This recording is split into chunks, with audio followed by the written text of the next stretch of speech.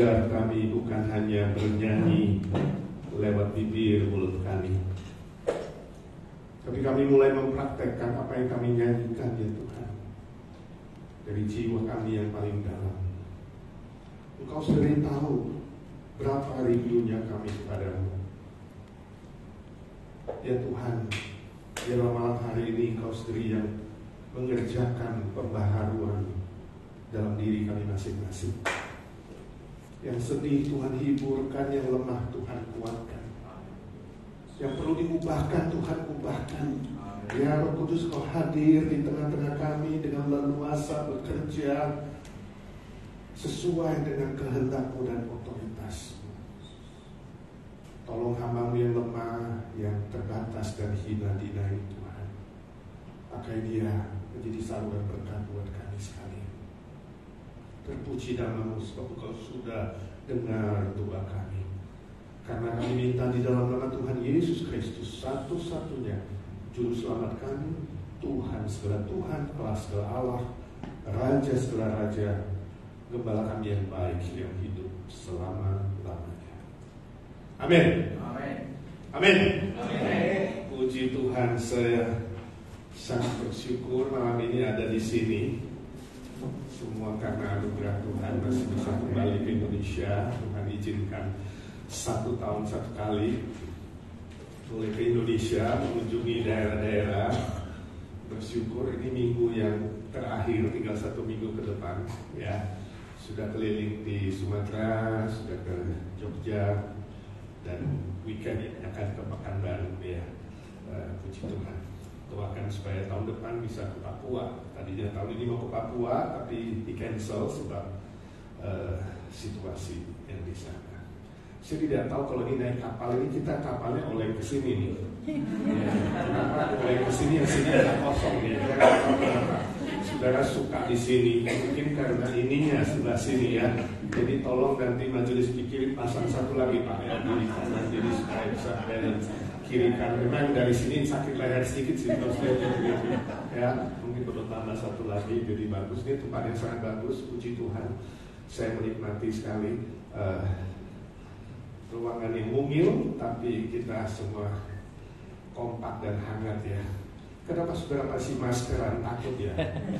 Ya, mungkin ada baiknya saya mau saudara buka masker supaya bisa foto-foto di bawah KLE ini ya.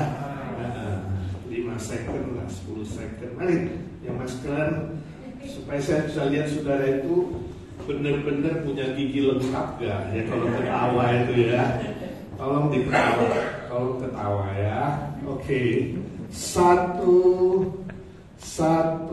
2, senyum dong. Ya, sekali lagi yang di sini 1, musuhnya nggak ada.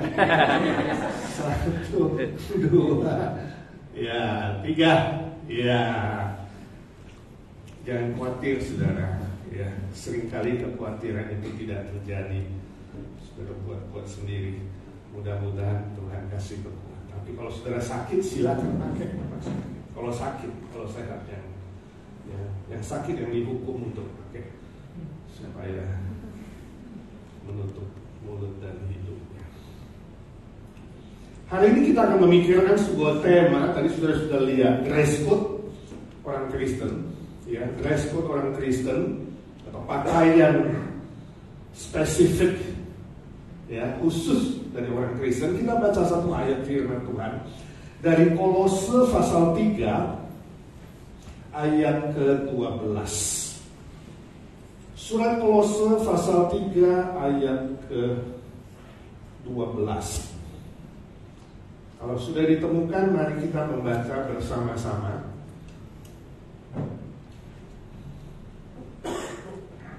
Kolose 3 ayat yang ke-12, 1, 2, 3.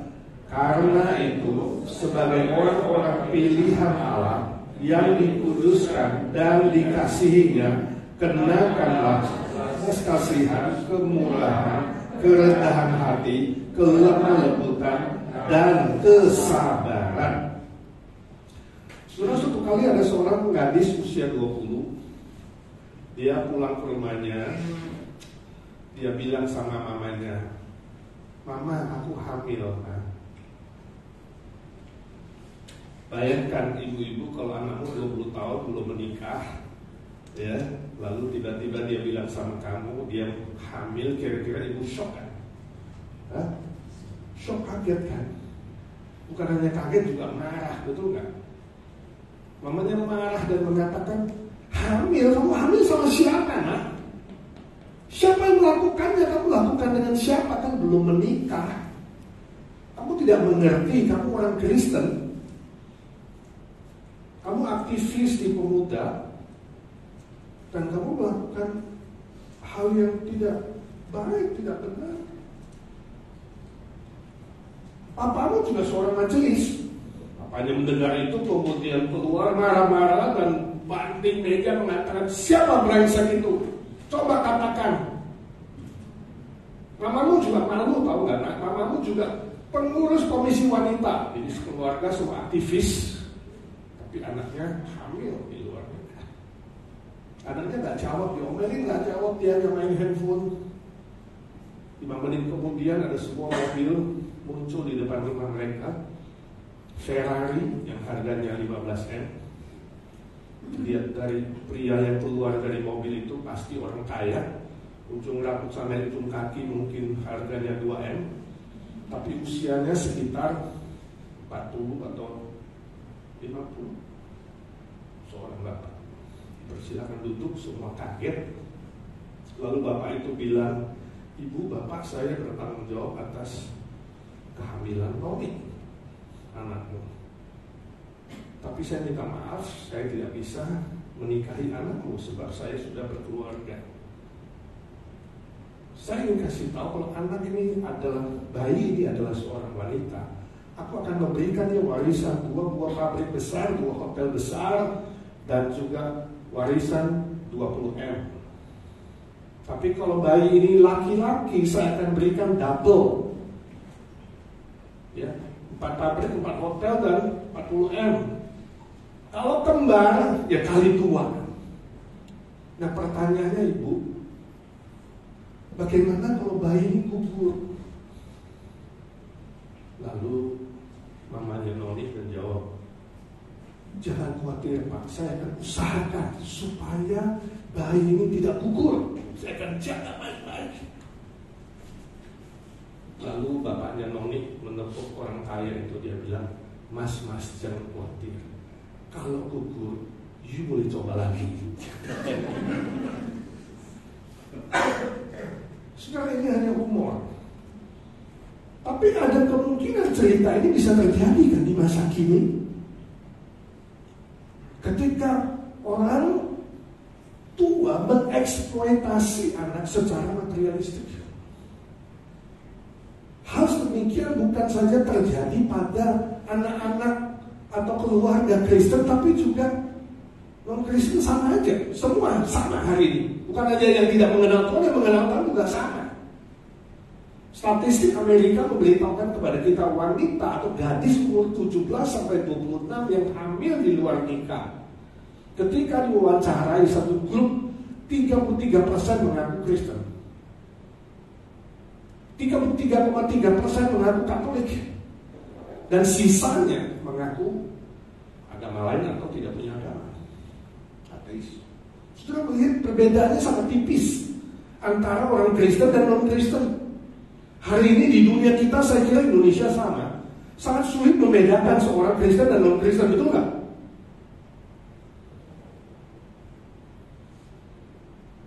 Apakah dari pakaian yang kita pakai orang tahu kamu Kristen? Kalau kamu pakai salib yang gede di sini, anting-anting juga salib, gelang salib, langsung orang tahu kamu Kristen. Kalau kamu lihat orang berpakaian khusus, tahu nggak kalau lihat orang yang beragama lain? Nah dari pakaiannya tahu nggak dia orang agama lain? Tahu ya. Tapi orang Kristen ada nggak pakaian khusus? Dress code-nya orang Kristen itu apa? Pakaian yang spesifik, yang khusus dari orang Kristen itu apa? Sehingga dunia tahu, oh ini pasti orang Kristen, pengikut Kristus.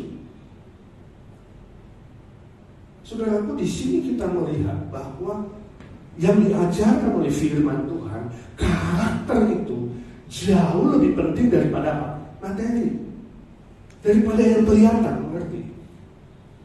Sesuatu yang batiniah, yang lahir dari dalam diri kita, itu jauh lebih penting daripada pakaian luar. You pakai salib di mana-mana seluruh tubuh, belum tentu kamu orang Kristen asli. Ya kan? Sudah pernah nggak lihat orang ngebut mobil lalu buka kaca, marah orang, maki-maki orang. Begitu kita lihat belakang mobilnya apa? Jesus loves you. Ada kan gitu kan? Smile, Jesus loves you, tapi sikap dan karakternya tak menunjukkan Jesus loves you, ya. Nah, permisalnya kalau hari ini di pasar, di mana, di rumah, di tempat kerja, orang tahu nggak kamu Kristen asli? Hah? Kira-kira asli atau setengah asli atau palsu? Halo?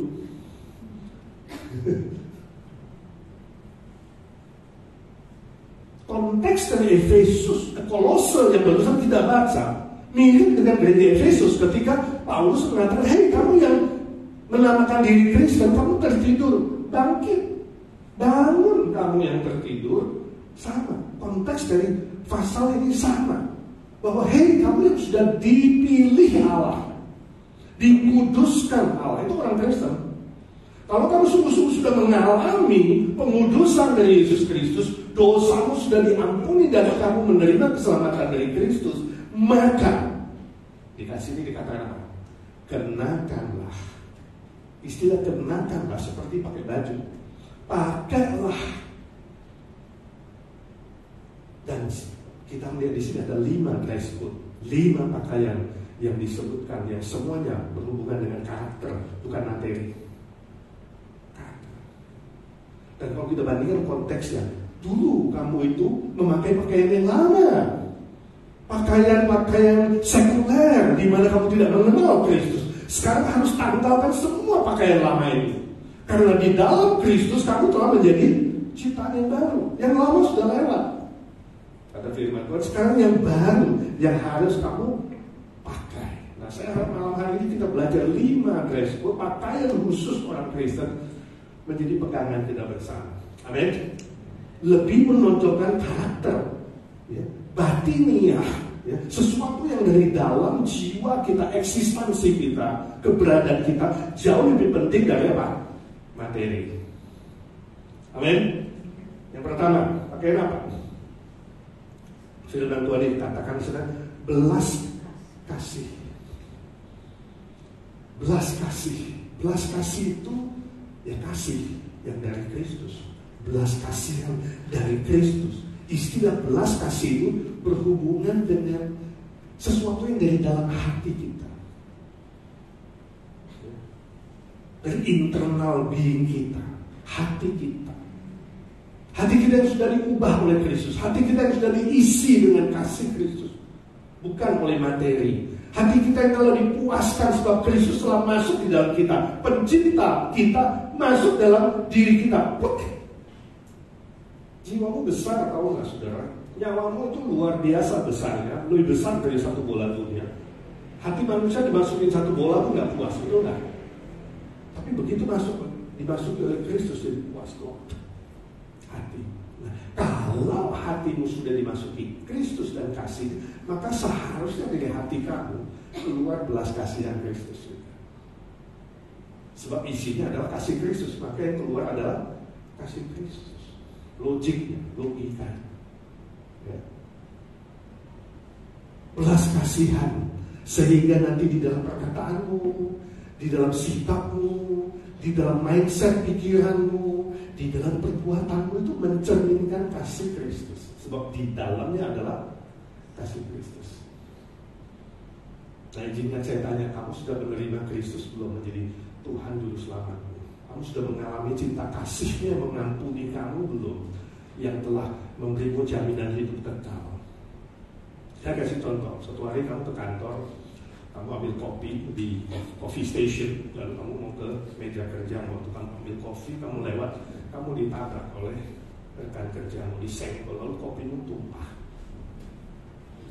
Kena sedikit mungkin sepatumu atau pakaian. Saya tanya, apa yang menyebabkan kopimu tumpah? Kenapa kopimu tumpah? Halo, ini nggak bisa jawab ya? Orang Indonesia kan ini? 你需要我讲华语吗？ Kenapa kopimu tumpah? Hah? Disenggol teman. Nah, ini manusia natural, selalu cari kambing hitam. Betul nggak? Dia selalu kalau ada apa-apa kesalahan, salah siapa yang si A, si B, si C. Natural. Yang lebih dari itu, kenapa kopimu tumpah? Hah? Gak hati-hati. Gak hati-hati. Nah, ini internal. Ngoreksi diri gak hati-hati. Padahal yang hati-hati dia yang memilih atau gimana. Ada yang lain, yang lebih lain jawabannya. Hah? Ya, sebab apa? Sebab isi cup kamu adalah, isi cangkirmu adalah kopi.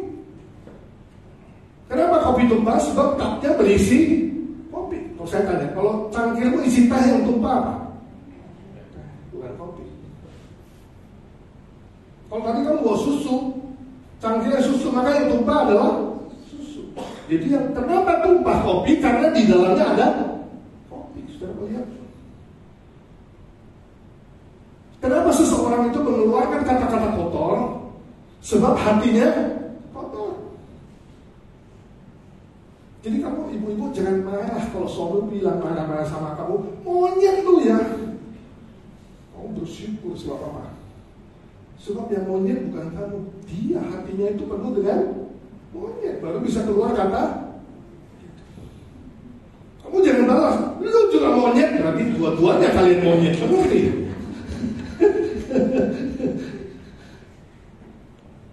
Yesus bilang apa yang keluar dari mulutmu, dari sikap perbuatanmu, itu lahir dari hati.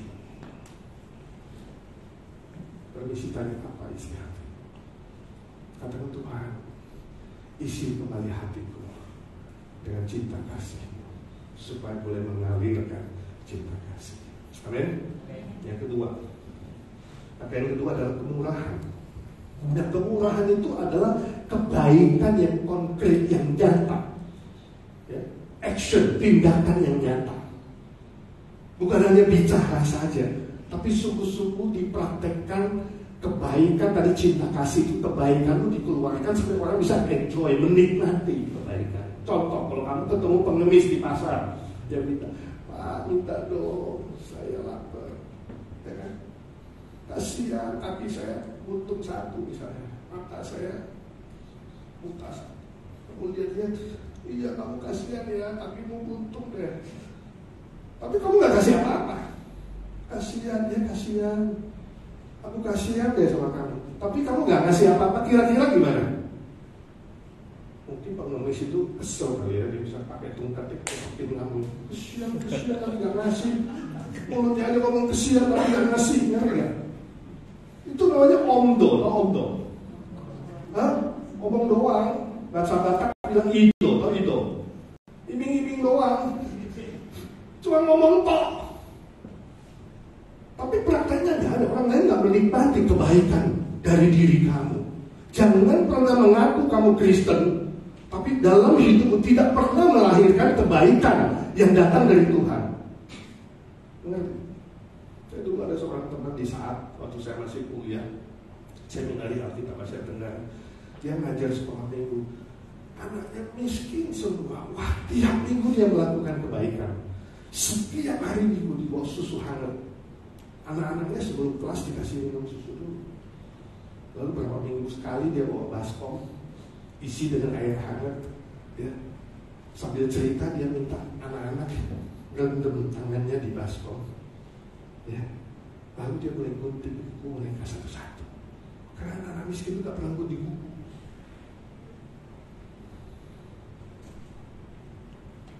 Sungguh-sungguh dia bukan hanya bisa memberitakan cinta kasih Tuhan, kebaikan Tuhan, tapi dia mempraktekannya, dialami oleh orang lain. Nah, kira-kira tahun ini kita sudah berapa bulan nih ya? 7 bulan, 8 bulan ya, betul gak? Berapa kebaikan yang sudah kau lakukan? Berapa banyak kebaikan nyata yang sudah dinikmati orang lain melalui hidupmu?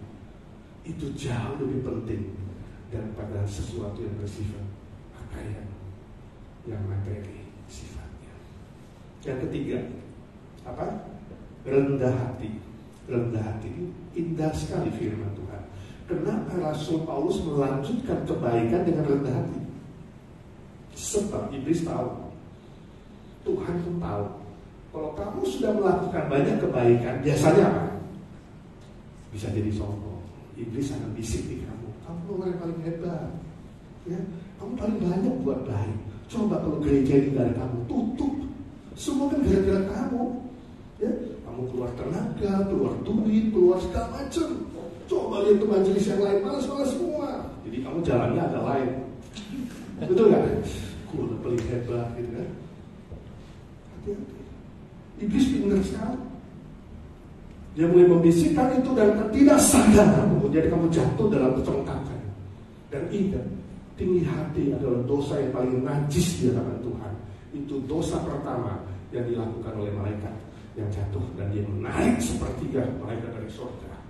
Sampai hari ini mereka nanti akan dihukum binasa selama-lamanya. Itu sebabnya bagus sekali.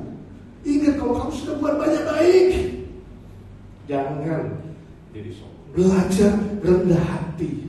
Oh, ini pelajaran yang sulit. Sulit gak rendah hati? Sulit, kenapa? Ini pelajaran seumur hidup sampai mati. Coba saya tanya, kalau ada orang bilang kamu sombong, marah gak? Hah? Marah gak saudara? Kamu paling sombong, tau gak? Sombong banget lu ya. Kira-kira saudara marah gak? Ayo, marah gak tangan? Yang gak marah? Yang 50-50. Yang gak bawa tangan. Ya, itu tangannya di mana kawanku? Sampai angkat tangan aja sangat rendah hati. Tangan itu gak bisa diangkat. Yang marah? Tersinggung kalau dibilang sombong. Oke, yang tidak marah. Oke, kenapa tidak marah? Saya pasti tanya sih, sombongnya di bagian mana ya? Wah, gue ngerasa gue gak sombong. Sombongnya di mana ya? Tidak sombong.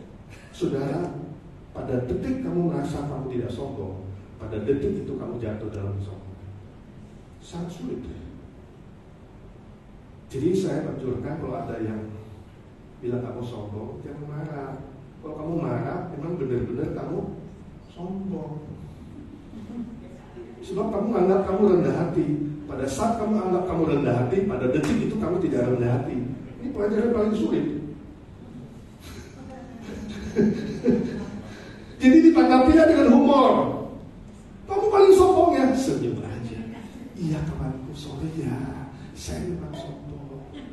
Saya bersyukur kamu orang yang paling rendah hati di dunia ini. Dia pasti enggak lah, gitu. Sebab itu sampai mati. Ya, ingat, sampai mati nafasmu yang terakhir. Kalau kamu tidak meninggikan dirimu, itu rendah hati. Itu belum selesai proses. Rendah hati itu sebuah proses yang tidak pernah selesai sampai nafasmu yang terakhir.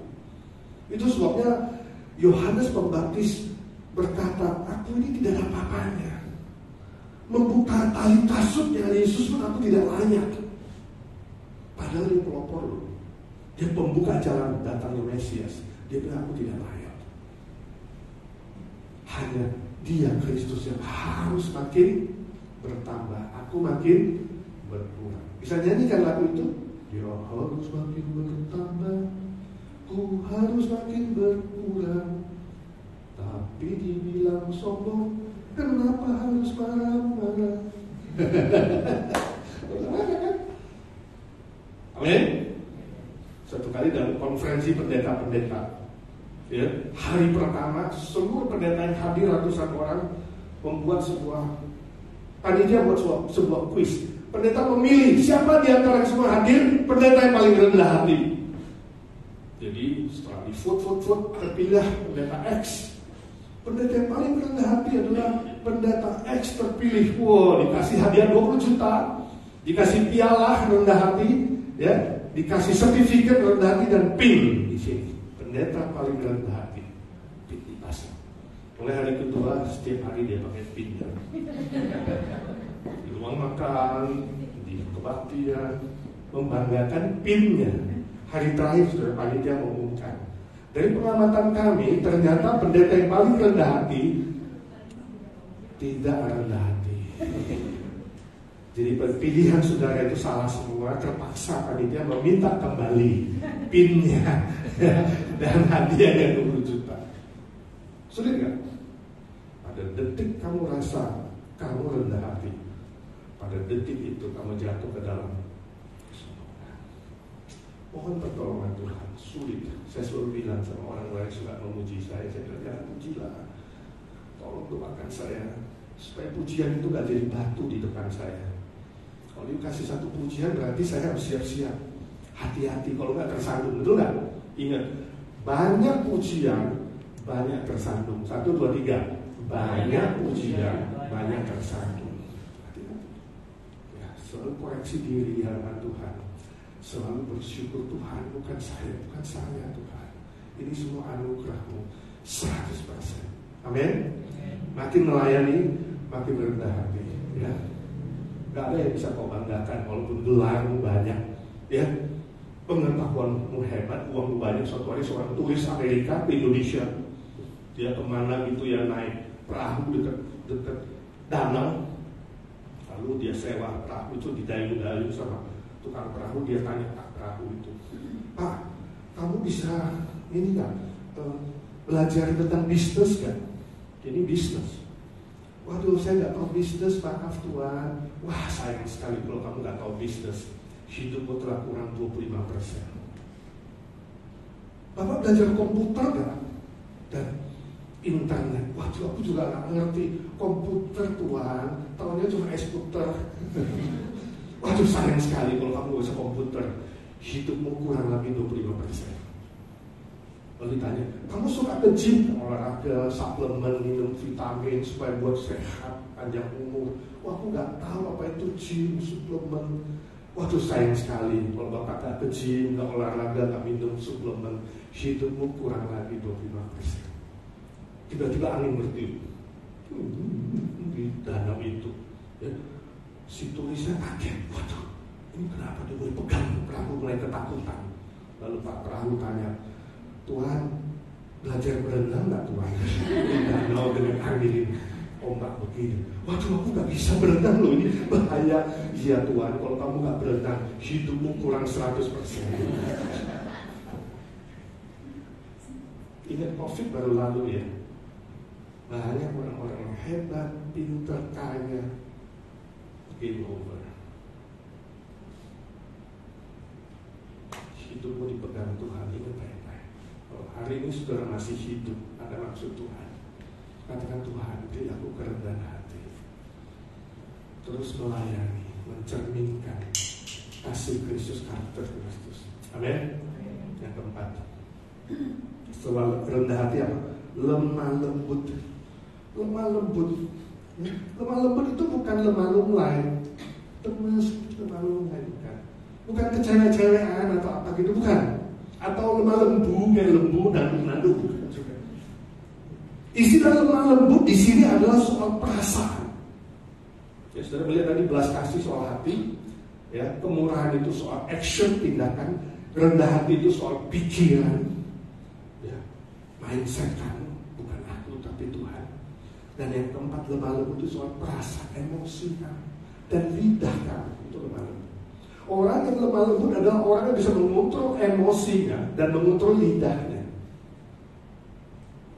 Jadi bukan soal suaranya, bukan soal ketegasannya. Sudah tahu Musa itu keras kalau memimpin Israel pada perjanjian lama, sangat keras, sangat tegas, ya, marah kalau memang perlu, kalau umat Israel lagi berdosa. Tapi Musa lah yang disebut oleh firman Tuhan orang yang paling lembut hatinya di dunia ini. Kenapa? Kasus yang konteksnya waktu itu adalah Musa dilawan oleh dua saudaranya, Miriam dan Harun, menentang kepemimpinannya. Musa tidak membela diri, dia tidak marah, dia tidak maki-maki saudara kita. Dia diam saja dan mengadu kepada Tuhan. Dan Tuhan membela perkaranya, menyelesaikannya. Dan akhirnya ditambah sebuah kalimat di sana, Musa adalah orang yang paling lembut hatinya. Itu lembut. Orang yang lembut adalah orang yang tahu, memberitahu kepada Tuhan semua persoalannya. Jadi kalau saudara ada masalah, jangan cari manusia dulu, jangan cari kambing hitam dulu, cari Tuhan dulu, kasih tahu dia. Ya. Jangan cepat-cepat marah dan ngamuk dulu. Ya. Orang yang lemah lembut adalah orang yang bisa mengontrol kemarahannya dan emosinya, tahu kapan harus marah, tahu berapa porsi kemarahan itu dan di mana lokasinya, nggak sembarangan. Itu adalah orang yang lemah lembut, bukan asal ngomong, asal marah, asal kritik. Kadang-kadang begitu. Karena kalau kamu tidak rendah hati, ini dilanjutkan betul. Oh, saya udah buat baik ini ya, tapi kalau orang nggak menghargai, akhirnya apa? Mulutnya mulai ngomong yang nggak benar. Si A ya, si B ya. Jadi orang yang paling banyak kritik tapi tidak melakukan sesuatu yang nyata. Suatu kali ada seorang ibu pintar sekali khotbah. Dengar khotbah di gereja. Jadi setiap kali pendeta khotbah dia catat. Lalu dia kasih pendeta itu. Pendeta khotbahmu salah ya, harusnya begini. Wah, hebat ini. Ada nggak di sini? Nah, suatu kali gereja itu mengundang seorang pengkhotbah tamu. Nah, sehari sebelum datang ibu itu telepon pengkhotbahnya. Boksu, besok mau khotbah di sini ya. Di gereja kami ya Boksu, ada orang yang paling pintar dengar khotbah. Boksu harus hati-hati persiapannya ya. Wah, jadi di telepon begitu tegang juga, stres kan. Boksu kalau diundang ada yang telepon. Itu kemarin nggak ada yang telepon saya. Wah, kalau nggak stres itu, waduh persiapan baik-baik. Udah begitu datang pas khotbahnya, hati-hati dia membaca firman Tuhan yang nggak salah, ya kan? Eksposisi ayatnya benar, penggalian teksnya, pendahuluannya bagus, ilustrasinya bagus, aplikasinya mengena. Si ibu itu terus mau catat, nggak tahu mau catat apa. Teman-teman sudah lirik-lirik dia nih, hari ini mau kritik apa yang bagus sekali khotbahnya. Begitu selesai semua orang salaman. Boksu, thank you ya, khotbahnya bagus, thank you ya. Pas giliran ibu itu, teman-temannya itu di belakang udah mau dengar dia mau ngomong apa. Dia salamin pendeta itu. Boksu, khotbahnya memang bagus. Tapi dari orang tukang kritik itu tapinya nggak habis. Saya kurang satu hal. Saya lihat dasinya Boksu berpanjang. Jadi bagi buru-buru ya, stres ya. Sayang saya nggak bawa gunting. Kalau saya bawa, saya akan bantu Boksu gunting 2 inci. Wah, temannya ketawa, bisa kritik pendeta, ya kan? Kapan lagi? Tapi pendetanya juga pintar, dia kalau lepasin tangan ibu itu, dipegang baik-baik. Terima kasih ibu, hari ini saya bertemu dengan orang yang paling pintar dengar khotbah.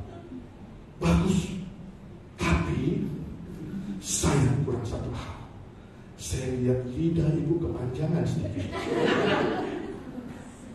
Sayang saya tidak bawa gunting. Kalau saya bawa gunting, saya akan membantu ibu gunting 2 inci. Waduh, mukanya langsung merah seperti kepiting rebus. Senjata makan Tuhan. Orang yang hanya tahu kritik pasti senjata makan Tuhan. 1, 2, 3. Orang yang hanya tahu kritik pasti senjata makan Tuhan. Saya ingat waktu saya pertama ke Amerika itu bantu sebuah gereja sebagai pembina komisi pemuda. Mahasiswa. Suatu kali seorang pemuda datang, dia panggil saya Ko Edi. Di sini semua panggilnya Ko, supaya muda. Saya bersyukur pulang sini banyak panggil Ko Edi juga. Ya daripada Pak Edi, Om Edi, Pak Edi, wajib ketuaan, Ko Edi. Jadi saya Ko Edi, dia langsung kasih tahu semua dia jago kritik. Paduan suaranya, nanti kursinya, nanti musiknya, nanti khotbahnya, PA-nya, semua. Tapi nggak pernah melayani. Jadi saya bilang sama dia, iya saya setuju, kamu mau kasih masukan apa, saya terima. Tapi mari sama-sama kita kembangkan pemuda. Kamu kan punya karunia, semua juga punya karunia beda-beda. Mari kita bersatu, kembangkan. Lalu dia bilang, aduh kok ini saya nggak bisa bantu lah pelayanan. Saya tahu karuniaku apa. Loh, karuniaku apa? Dia bilang, mengeritik. Saya bilang, sesat kamu ya. Baca di mana Alkitab mana ada bilang karunia mengeritik. Ada juga karunia membangun. Saya nggak tahu, saya lihat sini banyak muda-muda nih. Saudara tukang kritik atau tukang membangun, ya. Tolong bertobat, saudara. Yang terakhir, akhirnya kesabaran. Kalau kamu sudah memakai yang pertama, kedua, ketiga, keempat itu, saudara, itu gak gampang. Itu sebabnya Paulus oleh inspirasi Roh Kudus ini menutup dengan kesabaran. Kenapa? Sebab perlu continuity, berkesinambungan. Ya, ini ditulis dalam bentuk apa? Imperative presence, artinya perintah dan terus menerus. Memakai pakaian orang Kristen ini bukan hanya sehari dua hari, bukan hanya di hari Minggu saja, tapi terus menerus sampai kapan? Sampai nanti bertemu Tuhan. Itu sebabnya ditutup dengan apa? Kesabaran. Apa artinya sabar? Saya ngomong, tapi kadang kasih definisi susah ya. Sabar artinya, ya sabarlah, masa gak bisa sabar sih, ya kan? Apa sabar? Seorang pendeta kasih definisi gini. Sabar artinya, waktu kamu sudah tidak tahan, sudah pengen meledak, pengen marah, pengen teriak, ya kan? Pengen mukul, pengen something lah, explode, pengen meledak. Sudah gak tahan, coba tahan sekali lagi. Nah, itu sabar. Sudah tidak tahan, sekali lagi. Nanti besok, sekali lagi. Jadi terus menerus. Itulah sabar. Bahasa Inggris menerjemahkan long suffering. Ya. Tahan menderita untuk waktu yang lama. Gak gampang. Ibu-ibu kalau hamil susah gak sih 9 bulan? Menderita itu ya, bawa gendang. Ya, kan kayak gendang itu kan 9 bulan.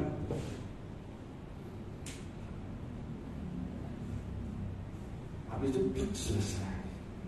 Ini kesabaran lebih panjang loh. Ya. Terus menerus. Bahasa Chinese itu indah sekali tulisan bahasa Chinese bulan itu sebuah jantung hati. Di atasnya ada apa? Pisau. Jadi pisau sudah di jantungmu, kamu masih tahan, gak meledak. Itulah kesabaran. Ngomong gampang ya, definisi praktek itu susah gak? Susah. Ini sama dengan rendah hati. Pelajaran seumur hidup. Kamu sering kan mendengar orang bilang kesabaran kan ada batasnya, pernah gak? Atau saudara punya pepatah itu juga, pernah ngomong itu juga. Sabar, enak aja. Kesabaran ada batasnya, tahu nggak? Saya tanya, betul nggak itu? Betul nggak kesabaran ada batasnya? Betul. Berapa lama? 2 hari? 3 kali? 7 kali? Yesus bilang berapa? Waktu ditanya, berapa kali aku harus mengampuni saudaraku? 7 kali? 7 kali udah hebat, tahu nggak? Orang Yahudi itu 3 kali. Atau paling kuat 4 kali. Takut dia salah hitung, jadi 4. Lalu dia tanya, berapa kali Yesus kami harus mengampuni saudara yang bersalah ini? 7 kali. Wah, udah 7 lu udah naik berapa? Naik 3. Kalau bisa 7 itu udah luar biasa. Yesus bilang apa?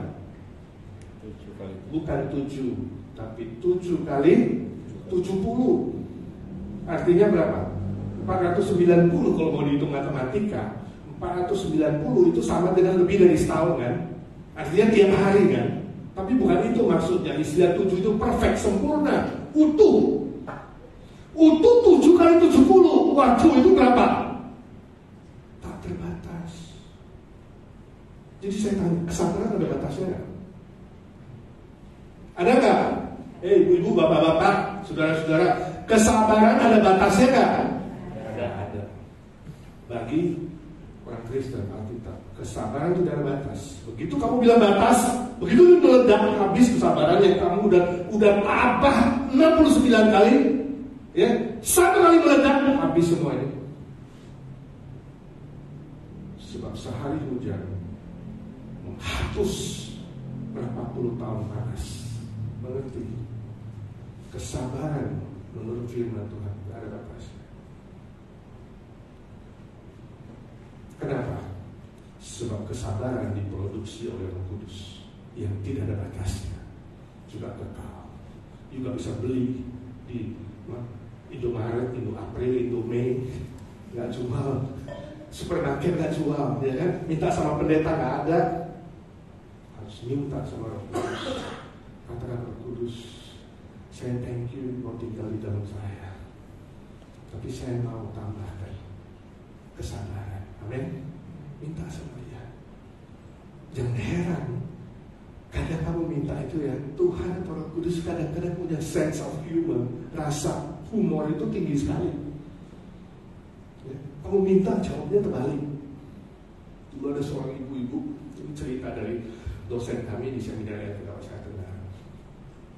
Pendiri saat itu namanya Andrew G, pendeta dari China. Seorang ibu datang minta pendetanya doain saya dong supaya saya sabar. Saya orangnya gak sabar, suka meledak, suka marah, paling sama anak saya, aduh gak tahan. Lalu ditanya ibu, satu hari kamu hadapin apa, masalah apa? Berapa banyak? Aduh banyak lah, 5, 7, saya banyak sekali masalahnya. Buat saya ini pengen meledak. Oke, mari berdoa. Lalu pendetanya berdoa, Tuhan, ibu ini pengen sabar. Dia tiap hari punya banyak masalah, 5-7. Tuhan, tambahkan masalahnya. Kaget ini, belum amin. Musuh, saya minta didoakan supaya sabar, bukan ditambah masalah. Terus pendetanya bilang, jangan heran, kalau kamu minta sabar, mulai besok kamu akan menghadapi lebih banyak masalah. Jadi jangan pernah minta gak ada masalah baru sabar. Itu kesabaran palsu, mengerti? Justru kalau ada masalah, kamu masih bisa menahan diri dan emosi. Di situ kesabaranmu dilatih. Ya? Jadi kamu jangan, Tuhan gak jawab sih masalah saya, ya? Kok ditambahin masalah? Itu rasa umurnya Tuhan. Jadi kamu sadar, apapun pengalaman yang Tuhan izinkan terjadi padamu, ingat, itu karya Roh Kudus akan memproduksi karakter-karakter yang berkenan kepada Tuhan. Makanya orang Kristen, amin, punya tangan gak saudara? Keluarkan tangan kiri. Ada 5 jari, kita hafal ini 5 pakaian, 5 dress code. 5 jari. Kalau kamu lihat jempol ini biasanya apa? Wah hebat gitu kan. Sekarang ingat kebalikannya. Rendah hati. Apa ini? Rendah hati. Lihat telunjuk biasanya apa? Cuma nunjuk-nunjukkan. Dulu kerja dulu, yang betul dulu. Sekarang apa? Ini apa? Kemurahan. Ya, jadi jangan tunjuk orang. Mari kita berbuat baik. Mulai dari kita. Kemurahan. Jari mana paling tinggi? Jari tengah. Panjang sabar, tidak lebih dikit, sudah gak tahan dikit lagi, sekali lagi. Panjang sabar. Ini jari apa?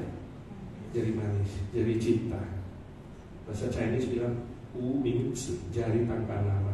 Sebelum kamu married gak ada nama, setelah married ada nama. Cincinnya dipasang nama di sini. Cinta kasih, belas kasih. Ya. Rendah hati, ini apa? Kemurahan, kesabaran, cinta kasih, sisanya apa? Belas kasih. Hah? Belas kasih. Udah belas kasih nomor 4. Hah? Kurangnya apa? Kesabaran udah jadi anak. Waduh, ini gak hafal nih. Ini belum pulang udah lupa nih. Aduh, kita khotbah kedua ya. Tolong lanjut. Lemah lembut. Lemah lembut. Ini jari yang paling lemah lembut. Kenapa? Karena kalau kamu ngupil, kuping, ini lembut. Coba pakai ini kasar. Ini yang paling lembut, kecil-kecil, ngerti? Jadi jangan hina ini ya, kecil-kecil apa? Lemah lembut. Ayo kita apa? Keluarkan belakangnya. Jempol. Yang keras, jempol. Kurang opak, kurang keras, jempol. Bagus. Telunjuk. Jari tengah. Jari manis. Kelingking. Mana paling penting? Semuanya penting. Jadi mulai besok, mulai saat ini katakan Tuhan, aku mau pakai 5 karakter. Saya harap setiap kali kamu lihat tanganmu tiap hari, waktu mau memakai tanganmu ini 5 dress code. Amin. Tahun depan saya datang lagi, saya tes gitu. Amin. Apakah saudara hari ini diubah oleh Tuhan? Mau Kalau sungguh-sungguh katakan Tuhan, tolong aku bukan hanya menjadi pendengar firman, aku mau jadi pelaku firman. Mari kita berdoa.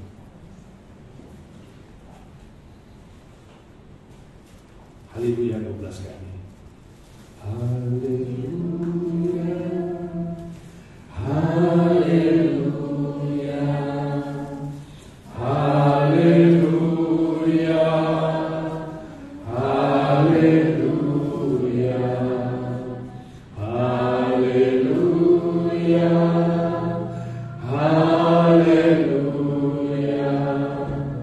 haleluya, haleluya,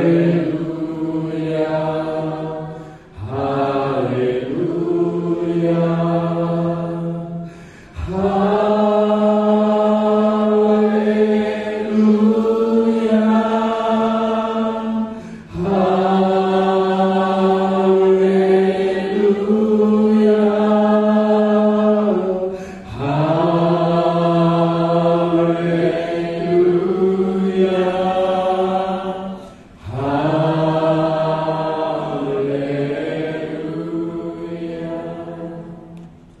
terima kasih Tuhan, Kau sudah menyatakan firman. Berkati setiap pribadi yang berdoa di hadapan-Mu.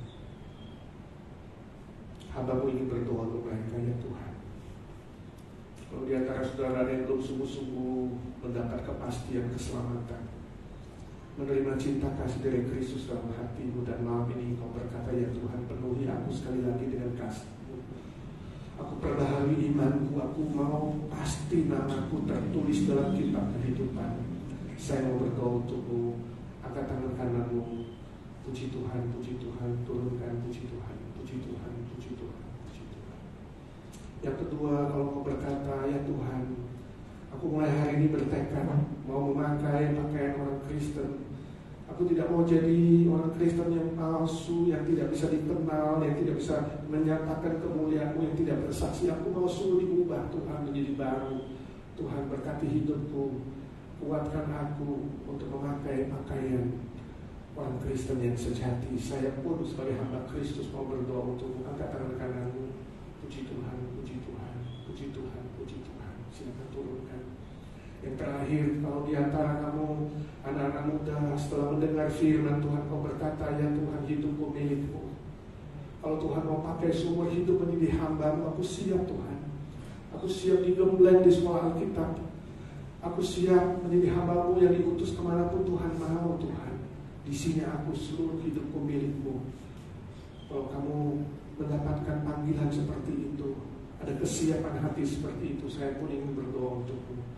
Saya lahir dari gereja ini, mempersembahkan diri seumur hidup untuk Tuhan, melayani Injil kerajaan-Nya. Saya harap di GKK pun anak-anak muda bangkit.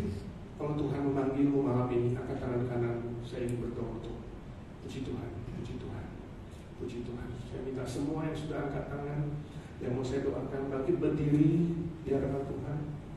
Bangkit berdiri di atas tempat duduk-Mu, angkat tangan kanan-Mu kepada Tuhan. Tangan kiri taruh di dadamu sebagai tanda kamu serius sungguh-sungguh. Mari, siapapun yang mau saya doakan, angkat tangan kananmu. Gak usah malu, gak usah takut. Kalau kamu berdosa, kamu gak mau diubah, malulah kamu. Kalau kamu jadi orang Kristen palsu, malulah kamu. Tapi kalau kamu mau diubah oleh Tuhan, mau menjadi anak Tuhan yang berkenan baginya, itu kebanggaan. Siapa lagi yang mau saya doakan? Angkat tangan kananmu. Atau bangkit berdiri, angkat tangan kanan, tangan kiri taruh di dada. Puji Tuhan, puji Tuhan, puji Tuhan. Bapa di sorga, Kau melihat tangan-tangan ini angkat kepadamu. Hamba-Mu berdoa, turunkan tangan-Mu. Berkati setiap pribadi yang dengan rendah hati mengaku Engkau ya Tuhan Yesus sebagai juru selamat yang sejati. Hamba-Mu minta dalam nama Tuhan Yesus menteraikan nama mereka dalam kitab kehidupan menjadi milik-Mu selama-lamanya. Pastikan keselamatan mereka ya Tuhan. Curahkan sukacita pengampunan, damai sejahtera surgawi. Tuhan, balut mereka, lindungi mereka dari mara bahaya, dari sakit penyakit yang mematikan, dari serangan iblis, dari orang-orang jahat. Tuhan, pelihara mereka keluar masuk, ada damai sejahtera Tuhan yang menyertai. Lindungi mereka, berkati keluarga, pekerjaan, sekolah, apapun yang mereka lakukan, boleh berkenan kepada Tuhan. Hamba-Mu berdoa bagi mereka yang bertekad mau memakai pakaian khusus orang Kristen. Malam hari ini Tuhan perbaharui mereka. Ya Roh Kudus, curahkan kuasa-Mu, kasih-Mu, kebaikan-Mu, pimpinan-Mu, beri mereka lebih sensitif untuk mengerti kehendak Tuhan dan melakukannya. Hamba bersyukur ada berapa anak muda mempersembahkan diri sebagai hamba Tuhan full time. Hamba meminta dalam nama Tuhan Yesus menteraikan panggilan itu. Roh Kudus, Kau tidak pernah menyesali panggilan-Mu. Pimpin hidup mereka, tambahkan panjang umur, tambahkan sukacita, tambahkan keberhasilan. Selesai sekolah mereka digembleng di sekolah Alkitab yang baik, dan kelak menjadi hamba-Mu yang siap menantang zaman di abad 21 ini Tuhan. Di akhir zaman yang semakin bengkok dan jahat, Tuhan pakai mereka dengan efektif dan produktif. Tuhan bangunkan gereja ini. Tuhan beri kebangunan rohani, mulai dari mereka yang hadir malam hari ini, juga yang mengikuti secara online. Hamba-Mu berdoa dalam nama Tuhan Yesus. Lindungi mereka, pelihara mereka, jadikan mereka saksi-saksi-Mu yang siap bercerita tentang kasih-Mu, yang siap menghasilkan buah-buah yang bernilai kekal. Terima kasih Tuhan Yesus, Kau sudah dengar doa kami. Sebab kami berdoa di dalam satu nama, satu-satunya Juru Selamat kami, Tuhan Yesus Kristus, Tuhan segala Tuhan, Allah segala Allah, Raja segala Raja, Hakim segala Hakim, yang hidup selama-lamanya. Amin. Amin. Yang percaya berkata amin. Jangan duduk saudaraku. Saya ada bawa buku, tolong dibagi mereka yang bertekad malam hari ini. Buku saya menjadi bahan follow up bagi saudara, tolong dibaca ya. Dan bagi yang tidak mendapat buku tapi nanti kalau ada sisa saudara mau, saudara boleh dapatkan dengan persembahan misi untuk pekerjaan Tuhan ya. Saya kembalikan kepada Pak Robin ya. Yang udah duduk ya, Tuhan memberkati saudara. Saya sampaikan salam sekali lagi dari jemaat kami di LA. Sampai ketemu next year. Tuhan memberkati ya. Doakan kami juga di Los Angeles ya. Boksu silakan Boksu. Puji syukur saudara, untuk malam hari ini kita betul-betul disegarkan oleh Tuhan melalui firman yang saya yakin sangat menguatkan dan juga memotivasi. Bahkan saya percaya malam ini kita menjadi laskar-laskar Kristus yang makin dipakai Tuhan luar biasa. Amin. Kita tepuk tangan untuk hamba-Nya yang sudah melayani pada malam hari ini. Terima kasih untuk Edi menyediakan waktu bersama dengan kita, dan saya percaya sekali Tuhan yang sudah pertemukan kita dengan Musa Edi dan melalui firman Tuhan yang kita dengar malam hari ini. Nah saudara, ada sedikit warta ya buat kita. Hari Sabtu ini ada komisi wanita, jadi mengundang kaum wanita untuk hadir hari Sabtu ini. Acaranya itu ada lomba 17-an ya, benar ya. Ini pembicaranya ada di depan sini ya. Jadi mari kaum wanita yang ada di sini. Jadi mulai malam ini wanita yang hadir di sini jangan lupa hari Sabtu dan seterusnya jam 4 kita akan mengikuti untuk komisi wanita ini, ada lomba 17-an. Oke, ada berikutnya. Nah, ini satu warta yang sangat penting juga. Hari Senin. Nah, ini hari Senin kita membahas satu tema yang juga sangat bagus. Akhir zaman menurut kitab Wahyu. Nah, ini dilaksanakan PGTI. Kita jadi tuan rumahnya, saudara. Pembicaranya Pendeta Yohanes Adri yang tentunya mungkin sebagian kita mengenal. Sekarang Ketua Sinode GKY, dulu mantan Rektor ST Amanah Agung, dan mengundang kita semua karena kita juga tuan rumah mesti hadir lebih awal ya. Ada makan terlebih dahulu dari jam berapa makannya ya saya? Jam 6 ya. Jam 6 sampai 18.45. Jadi kita ramah tamah jam 7 mulai. Jadi boleh ajak teman keluarga kita untuk mendengarkan satu hal tentang akhir zaman ya. Jadi seperti apa nanti bisa mengikuti. Kalau memang nggak bisa datang, tapi kita berharap sih kita di sini hadir ya. Tapi di sini juga ada YouTube-nya. Jadi nanti PGTI akan, untuk mereka yang benar-benar nggak bisa datang, nah bisa nonton di YouTube. Nanti itu bisa dibagikan link ini juga untuk ke yang lain supaya lebih banyak yang bisa mengikuti untuk berita firman Tuhan ini. Jadi ada lagi berita warta berikutnya. Nah, hari Minggu ini juga satu tema yang luar biasa, iman yang diuji. Seperti firman Tuhan tadi, kalau kita terus diuji, kira-kira masih tetap bersabar. Nah, hidup itu terus diuji. Nah, seperti apa? Minggu kita akan dengar bagaimana firman Tuhan berbicara. Baik, demikian untuk malam hari ini, saudara-saudara. Puji syukur, tadi Musa Edi sudah bagikan buku ya. Jadi kalau ada yang tergerak ingin baik yang sudah dapat maupun juga nanti ingin ambil dan ingin berbagi kasih ya, ada di depan. Nah, boleh juga mendukung di dalam pekerjaan misi Yayasan Yasinta ya, Yayasan Misi Nusantara, untuk terus dipakai Tuhan luar biasa memberkati Indonesia ini. Baik, saudara-saudara, mari kita berdiri bersama-sama dan kita menutup di dalam doa.